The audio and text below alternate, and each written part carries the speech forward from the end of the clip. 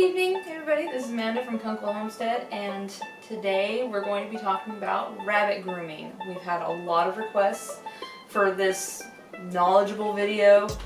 We're going to talk about setting up a station. We'll talk about removing mats, basic trimming needs, trimming nails, trimming any excess fur. Your basic setup. I just use an old bath mat. I mean, this is something we literally have had for years. I put it on top of my dryer. I have a basic hairbrush that I used to use, and I have sacrificed it to the greater good. A slicker brush. Some people don't like to use a slicker brush. They think that it's too rough on their skin, but where our bunnies are mainly thicker furred rabbits, they tend to not even notice that it's even in their fur. So you're going to need at least 2 different types of brushes. A good set of nail clippers. It works as the same thing that you use for your cats and for your dogs. A comb, 2-sided comb, you know, with the thinner bristles and thicker bristles, where it really helps to detangle, especially with the long manes, or the butt tufts as I call it. And some basic hair trimming scissors, because they will get mats. We have not groomed the 2 boys purposefully for about 2 weeks. So you're going to see what 2 weeks of non-grooming can do to a long-haired rabbit. It's very important to make sure that you stay up with the grooming. It does not take as long to groom them if you do it on a daily or every other day, a couple times a week, under 5 minutes. It shouldn't take that long. But if you wait, you're going to have to take more time. Your bunny is going to get a little more irritated. It's not going to want to sit around as long because you're grooming it longer. So I'll show you some tricks and hints on how to keep your bunny calm and how to keep him occupied while you're grooming him. So let's go get the boys. So this is Mufasa. As you can see, he is a glorious lion head, and he has this fantastic mop that just loves to blow in the wind. And as pretty as it may be, it can cause problems. He mats really, really easily, especially behind his ears and at the ends of his mane.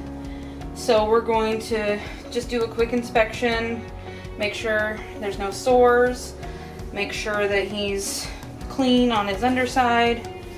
Everything looks good. Feet look really good. Eyes look really, really good. And check in their ears, make sure they're not dirty. If you have your bunnies outside, make sure you don't have any flea strike or fly strike. The fleas tend to go in between their ears, and you'll feel the flea dirt in between there and the bites as well. But he's a very clean boy. He's just a hot mess right now. So we're going to take the scissors, and we're just going to snip that right in half and just trim it. And try not to take off as much as possible, just so that he still keeps his glorious mane. And he's very curious about what I'm doing, because, you know, it's his hair after all. So we're going to make sure that everything is good on him.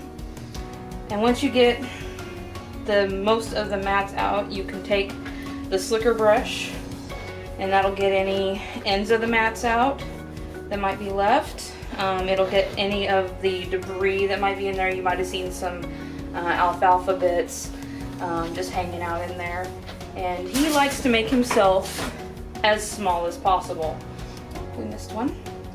He will slink down and try to become Invisible Bunny, but he doesn't typically mind being groomed. In fact, grooming is when he gets one of his favorite treats. But he doesn't turn down anything. He will eat everything you put in front of him. So this is how you keep your bunny pretty much where you want him to be. He's going to nibble on that while I make sure he is clean. So he is a single mane. So he has a sleek body, and he'll have a skirt fluff, or butt fluff, as I like to call it. And of course his fabulous mane up top. And he will sit for me as long as he has a treat. So he is one of the better buns to groom.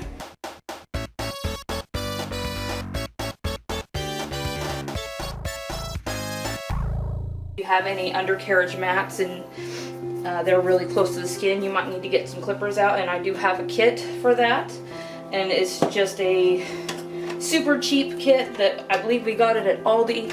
It was on $20 at the most, and it has really come in handy getting any kind of close to the skin mats. We're going to check his underside and we're going to groom his belly, which is very important.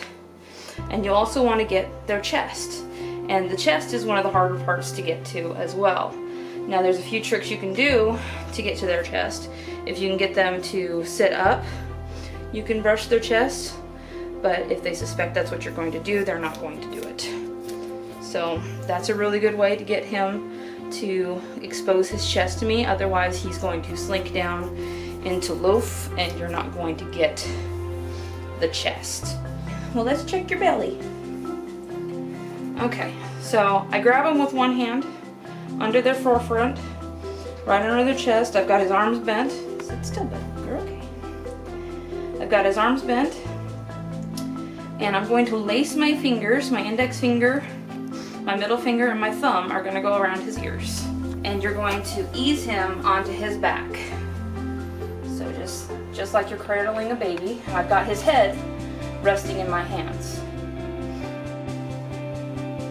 So we gave him a bit of a rest. He was getting a little anxious. It's okay. We're just gonna check his tummy. We're gonna do a quick groom on his belly. But he's a very clean boy. He keeps himself very, very clean. He's got very clean paws. We might do some nail trimming. He doesn't have any dingleberries, which is preferred.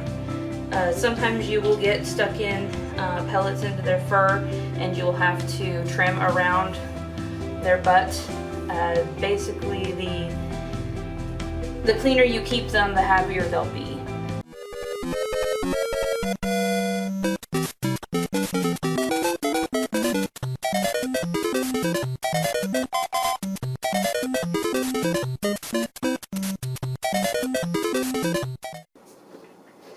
Okay, good job.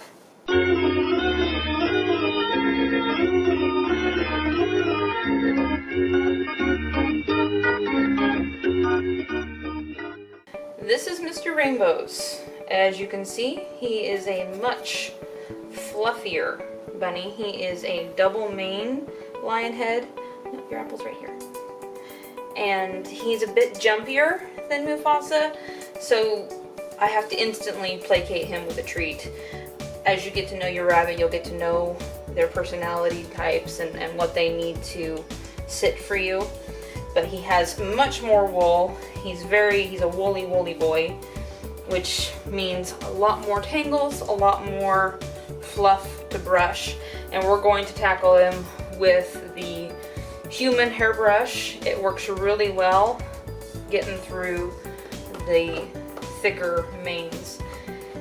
And he is just a mess. He's got all sorts of stuff in his mane, and you kind of have to do it in layers, because if you try to tackle it all at once, you're not going to get it all, and you're just going to have a mess. There we go. So once I get going, he may sit for me or he may not. You want to make sure that they're not getting overly stressed from the grooming. They generally don't, especially if you do it consistently. Start them off young and continually, groom them. They know what to expect. Typical bunnies will figure it out really quickly that they're going to get their favorite treat. They're going to get love and attention. They're going to get all the pets. They will figure that out very, very quickly. Well, we're going to trim Mr. Mufasa's nails here. I prefer the two-person approach. We're going to have one person holding him and the other person will do the trimming. You just want to nip the tip. You don't want to get any of the quick. He has clear nails, which makes it a lot easier to trim. If you have a bunny with black nails, it's very difficult to see where the quick is. You want to do it in a well-lit area. I'd rather trim their nails, then have their nails get caught on something and rip their nail off. Keep their nails trimmed. You're helping the bunny, you're helping yourself. Sometimes I look like I tried to hug a cactus after I've held some bunnies for the day because they have talons. So remember, frequent grooming makes for a happy and healthy bunny. Be sure to like and follow our page, share it with your friends, and we'll see you next time on the Kunkel Homestead.